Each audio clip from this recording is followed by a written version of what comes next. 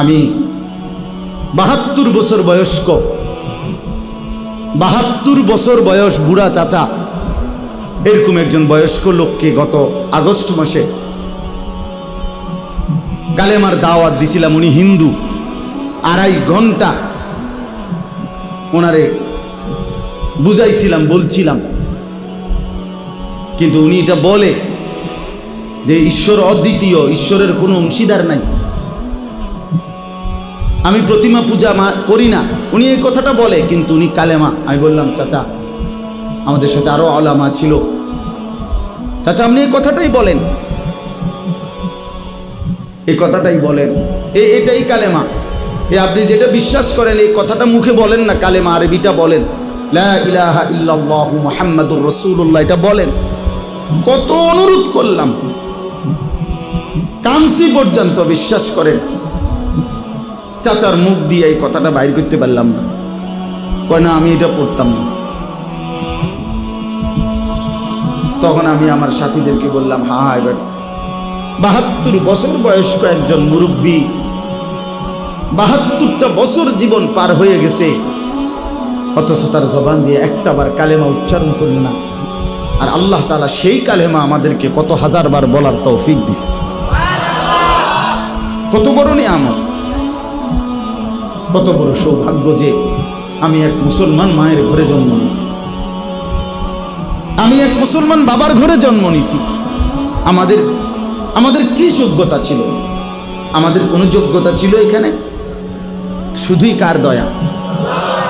এত বড় দয়া যে আল্লাহ করলেন, এত বড় মায়া যে আল্লাহ করলেন, নিজে আল্লাহ পছন্দ করে আমারে ঈমান দিলেন, ঈমানদারের ঘরে জন্ম দিলেন, মুসলমানের পরিচয়টুকু দিলেন, মুমিনের পরিচয়টুকু দিলেন। সেই আমি কেমনে আল্লাহর নাফরমানি করি? রাসূলুল্লাহ সাল্লাল্লাহু আলাইহি ওয়াসাল্লাম তিনি বলছেন যে আমি আসার পরে যদি আজ মুসা নবী জীবিত থাকতো, ঈসা নবী জীবিত থাকতো, নবীজি বলেন তারা দুইজনেও আমি মুহাম্মদের অনুসরণ করা ছাড়া তাদের কোনো উপায় থাকতো না। গোটা পৃথিবীতে আল্লাহ নবী সাল্লাল্লাহু আলাইহি সাল্লাম পরিষ্কার বলছেন, আমার আবির্ভাবের পরে আর পৃথিবীর কোনো ধর্ম নাই, ধর্ম শুধু একটাই, আমার মাধ্যমে আল্লাহ তাআলা ইসলামের নাম হিসাবে যেই কালেমা, যেই ধর্ম, যেই বিধান আল্লাহ দিয়েছেন, আগামীর ইসরাফিলের ফু পর্যন্ত এটাই বিধান, এটাই কালেমা, এটাই ঈমান, এটাই পরিচয়, এটাই জান্নাত লাভের একমাত্র রাস্তা। সেই পরিচয়টা আল্লাহ আমাদেরকে দিয়েছেন। আলহামদুলিল্লাহ, আমরা নিজেদেরকে মুসলমান বলি ভাইয়া, তো তুমি আমি মুসলমান বলো। ভোটার আইডি কার্ডের মধ্যে, জন্ম নিবন্ধন সনদে, পাসপোর্টে, সব জায়গায় আমরা নিজেদেরকে মুসলমান পরিচয় দেই, আমাদের ধর্ম ইসলাম আমরা লেখি। তা আমরা কেন সেজদা করব না? আমরা কেন নামাজ পড়ব না ভাইয়া? আমরা কেন রাসূলুল্লাহ সাল্লাল্লাহু আলাইহি সাল্লামের সুন্নাতের অনুসরণ করব না কেন? এর চাইতে বড় দুর্ভাগ্য আর কি? অনেক ছেলে, এই জন্য অনেক যুবক ভাই, সবার কাছে অনুরোধ করলাম, ভাইয়া আমার হাত জোর করা অনুরোধ, সেজদা করো, নামাজ পড়ো।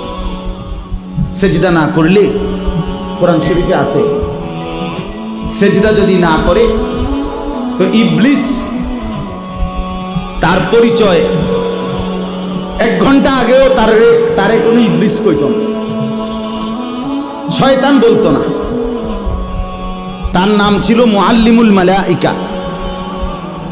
এই যারে এখন ইবলিস বলে, তার আগে পরিচয় ছিল সে ছিল ফেরেশতাদের শিক্ষক, সে ছিল জিন, কোরআন শরীফে আছে, সে ছিল ফেরেশতাদের টিচার।